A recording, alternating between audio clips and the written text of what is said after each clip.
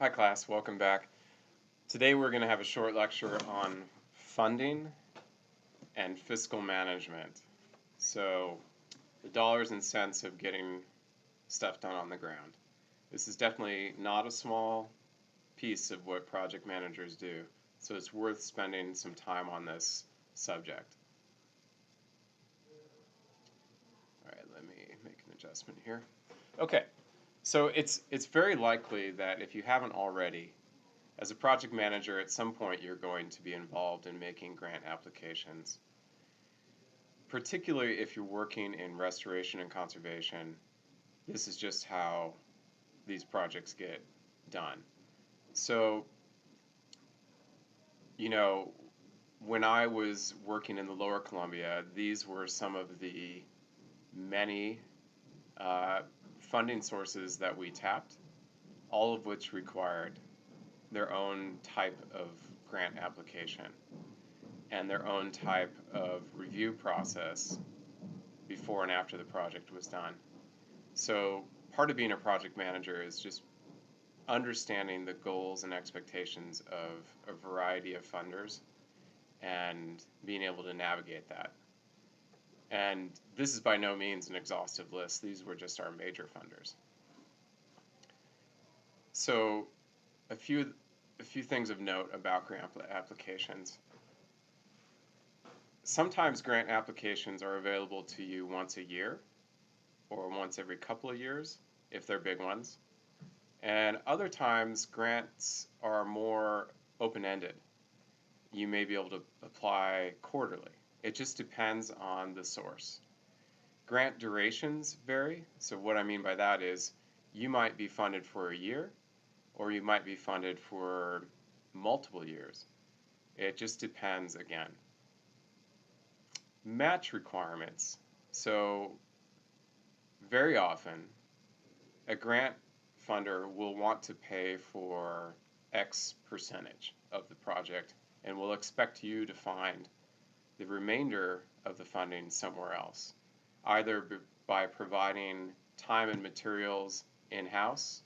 Let's say you are allowed to count your office space and your office staff and your equipment, your boats and trucks and things like that. Let's say you're able to count the value of those things as match. Maybe that's all you do. And that meets your match requirement percentage. Other times it needs to be cash. And very often what you do is you apply to, say, the Oregon Watershed Enhancement Board for 60% of the project funding, and then you go over to the Estuary Partnership and you make a similar application to them for the remainder of the funding it's going to take to get that project done. So my point is often an individual project may have several grant applications involved. Okay, one thing to note is that financial reporting is intensive. A grant funder doesn't just want to assume that you're spending the money appropriately. They want regular reports. Sometimes they want monthly reports, sometimes they want annual reports. Again, it just depends on the funder. They may also want project reports, and there's a difference. So financial reports are essentially an itemized list of what's been spent, how it's been spent, how much is remaining, etc. Whereas a project report is more of a summary of activities to date and everything that's going to be taking place soon. So it's more of a description of where you're at in the project and where you're going. Now, allowable costs may also vary. And what I mean by that is some projects are funded by grants that pay for everything, including specialized equipment that you're going to need, including personnel, etc. Sometimes, though, allowable costs are more restricted. So you may have a grant that will pay for construction, but is not going to buy you a computer for your office, even though it might be essential for the project. Oftentimes, how those internal costs get handled is through overhead. So you charge a certain percentage uh, on top of the project cost to the funder to pay for internal needs within your organization. You know, when a university charges overhead, sometimes it's really expensive. It's like 50% of the project of the grant application. Sometimes a small nonprofit is lucky to get 3% overhead. So there's wild variation there as well. If you haven't already considered doing some training in grant writing and grant management, I would encourage you to do so, because it is its own skill set, to be sure, and it's an essential one for project managers. It's an essential one for all kind of disciplines and fields, really. Some of the things that you need to make sure are included in your grant applications are the following. First off, just very meticulous writing. Your application will get thrown out in a heartbeat if there are mistakes or grammatical errors or anything that bothers the reviewers, really. So it needs to be well organized, well written, and hopefully not too last minute. Secondly, grant applications are not just about what you write. Very often they're about what you present to the review board. So project managers are frequently called upon to make presentations to various panels or councils about their proposal. Basically, it's your opportunity to sell it and to charm them in such a way that they will see the value of your project, they will see the qualifications of your organization, and they'll get on board, and they will write you a check, so to speak. So it's both the writing and the presentation that make grant applications successful. Bottom line, this is a chance for you to show off everything that you put together in your scoping document, that packet of materials that we've been talking about all along. There are a number of resources out there if you want to get some more practice with grant writing, and this will also make you more marketable as a job seeker. So keep in mind that most grants are written in-house by project managers. That's you. So you definitely want to be able to point to having some experience in this respect. That might be a class you took, it might be a weekend workshop, it might be an online tutorial, it could be a full-blown certification course. It just depends on what you have time and resources for, but I encourage you to get some training regardless of what that looks like. You're welcome to reach out to me or to other university resources if you want to learn more. With grant writing, one of the additional skills that leads to higher odds of success is communication with the funding representative. So it's not enough sometimes to write the application, present to the review board. Sometimes what you need to be doing even before you submit the grant application is having phone calls or visits with whoever administers that grant application process. So they know you, they can provide some preliminary feedback on what you're developing, and they're kind of on your side before that you ever submit that application. They really like knowing what's coming. They want to know that they're going to be able to spend their pot of money, that they have enough project ideas coming at them. They also want to know if they have too many projects coming at them so that they can prepare to winnow it down. So the more you communicate with that grants officer, the better. It's also going to help you pick up little things that will improve the application. Now, periodically you do farm out a grant application to a pro. So if it's a high stakes grant application, you know, a multi-million dollar application, maybe it's worth spending some money on a professional grant writer, or maybe you've hired a design build contractor a contractor who basically does it all, who also has somebody in-house to facilitate the grant writing. I have to reiterate, though, that this is really unusual. Usually, organizations don't have the money to do this, and they're going to lean on you to do the grant writing. So again, get some training, get some experience. You'll get some practice in this course, and that will go a long ways towards making you more successful out of the gate. So grants are often referred to as soft money because they're often one-offs, meaning you get your money, you spend it on the project, and it's over. It's not necessarily going to sustain your organization over the long term.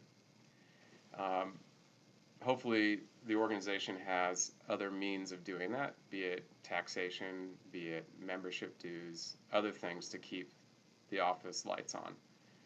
These grants are usually just for specific programs and projects.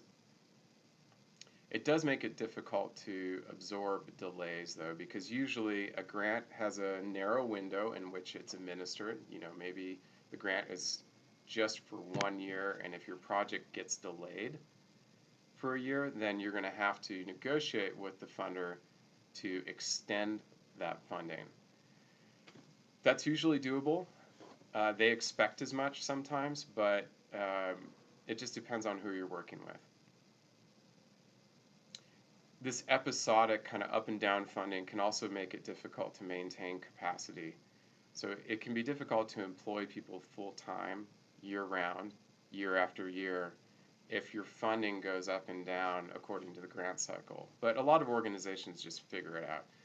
They get clever about how to keep everyone employed. But it is a challenge, and this is where having good fiscal staff, good administrative staff to manage all the financial reporting and the financial wrangling associated with all these grants is crucial. It's just a lot of work, and although you definitely are responsible for tracking the budget of an individual project, it's probably not your responsibility to track the budget of the entire organization, say the whole nonprofit that you're working for. Usually that falls to administrative staff. One last thing I'll say about this soft money is that virtually all grant applications hinge on collaboration.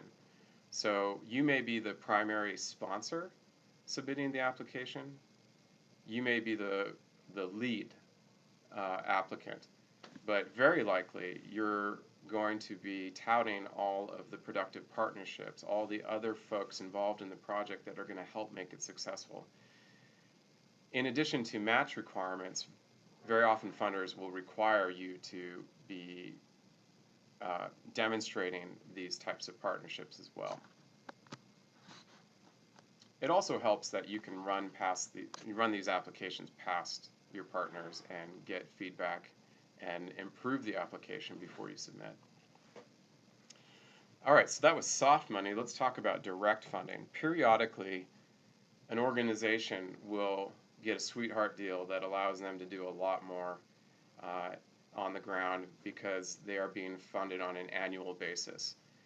This is something that I achieved when I was working at Crest because Bonneville Power was told by the courts to spend more money on the lower Columbia River estuary, that they needed to do more downstream of Bonneville Dam to mitigate the effects of the dam on salmon and other ecosystem services. Prior to that, and we're talking the 2000s, prior to that, all of their mitigation funding for their impacts of their various hydro activities happened upstream. So they were spending a lot of money upstream. Well, we just happened to be in the right place at the right time, so to speak, in terms of responding to the call to help implement more projects downstream on behalf of Bonneville Power. So Bonneville eventually gave us a regular contract, an annual contract, and asked us to ramp up our staff so that we could get more projects done ahead of the 2018 renegotiation of the biological opinion, which is a document governing their mitigation in the Lower Columbia. Of course, we're only working on one small piece. We're working on the habitat piece, and there are a lot of other things happening to try to restore salmon runs, be it hatchery activities or modifying flows in the river or modifying how fish are harvested, etc. But our contract was specific to habitat and improving habitat. This contract was not easy to get.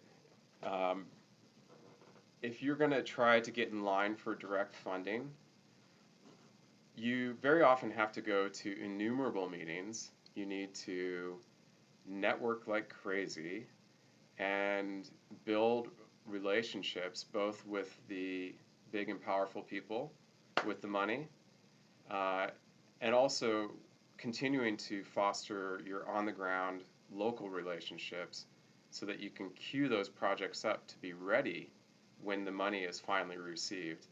So this took a couple years of making meetings, making presentations, making strategic partnerships, and then we submitted a formal application that went through a high degree of scrutiny, including a very challenging scientific review panel.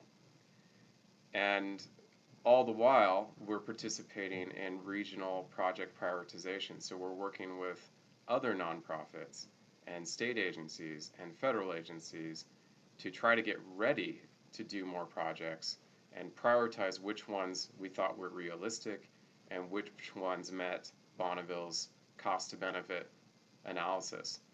So project prioritization is something that we'll talk about more in the future, but just understand that a lot of work went into building this capacity. Prior to that, we existed entirely on grants and soft money, and we were a small organization with good local contacts.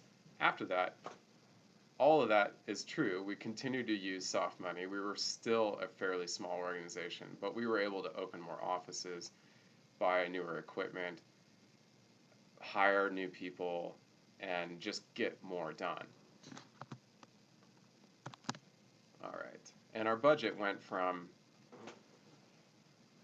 a few $100,000 a year to multiple millions of dollars a year. So you can see that building relationships can be super productive in the end.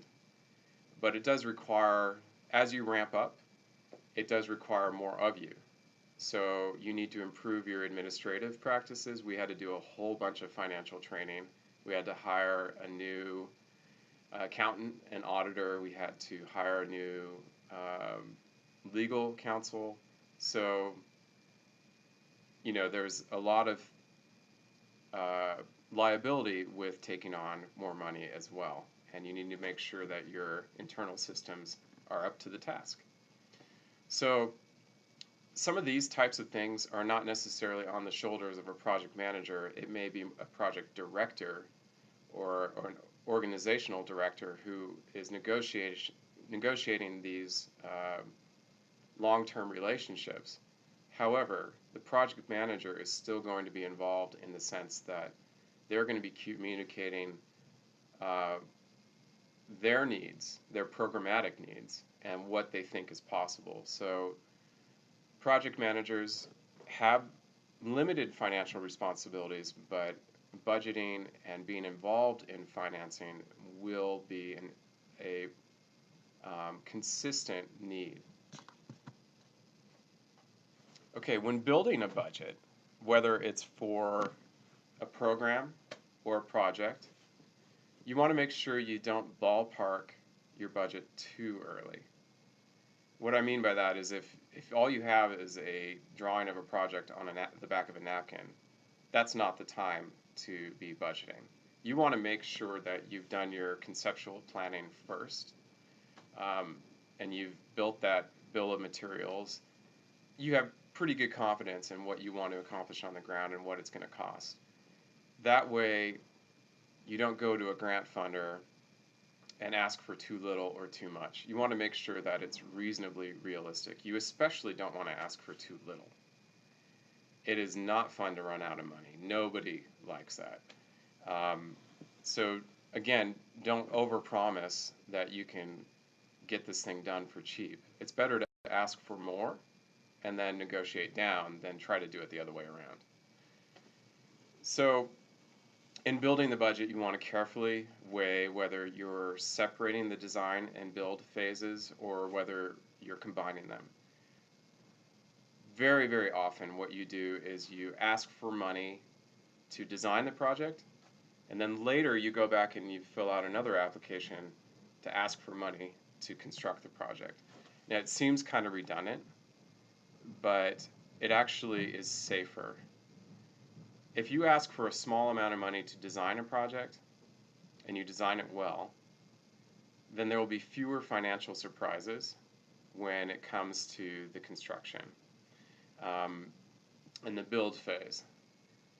You may just not have enough information either. So let's imagine you have a project where you're replumbing a wetland. It's complicated. You're putting in new culverts and dikes and tide gates and bridges or whatever.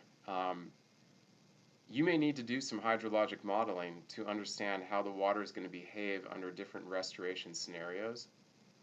And it's impossible to say how much the project is going to cost until you've done that conceptual design, you've done that alternatives analysis.